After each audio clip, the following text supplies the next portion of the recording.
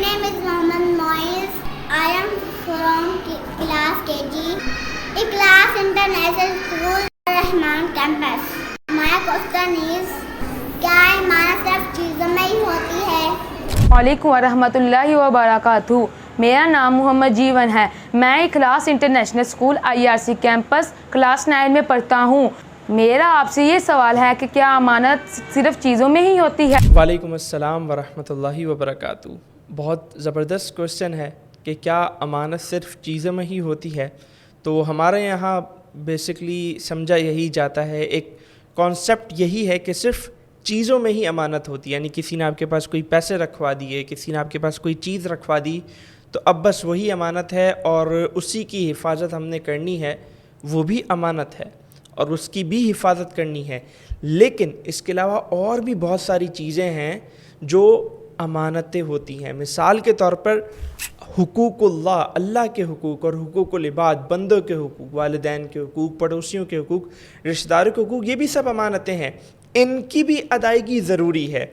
इसी तरह ये जो हमारी पूरी बॉडी है ना, और हमारे बॉडी पार्ट्स हैं, ये भी अल्लाह तबारक व तआला की तरफ से अमानत है हमारे पास। तो अब अमानत में हमें ख़यानत नहीं करनी और इसको सही तरह यूटिलाइज़ करना है। इन बॉडी पार्ट्स के ज़रिए, अपने जिस्म के ज़रिए गुनाह नहीं करने, इन बॉडी पार्ट्स के ज़रिए फ़जूल काम नहीं करने, वरना हम अमानत में ख़यानत कर रहे हैं। इसके अलावा एक और इम्पॉर्टेंट बात, एक और इम्पॉर्टेंट चीज़ जो अमानत है, वो लोगों के राज हैं, लोगों के सीक्रेट्स हैं। अगर कोई हमें अपनी कोई बात बताता है, हमसे अपना कोई राज शेयर करता है और हम उसे आगे किसी दूसरे को बता देते हैं, इसका मतलब कि हम अमानत में ख़यानत कर रहे हैं। तो ये भी अमानत है, इसका भी ख्याल करना ज़रूरी है।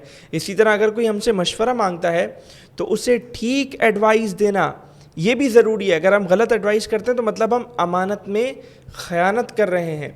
इसके साथ साथ एक और इम्पॉर्टेंट चीज़ वो ये कि आपका जो भी मनसब हो, आपकी जो भी पोजीशन हो, आपको अगर कोई काम अलॉट किया गया है, आपको कोई काम दिया गया है, तो वो भी आपके पास एक तरीके से अमानत है।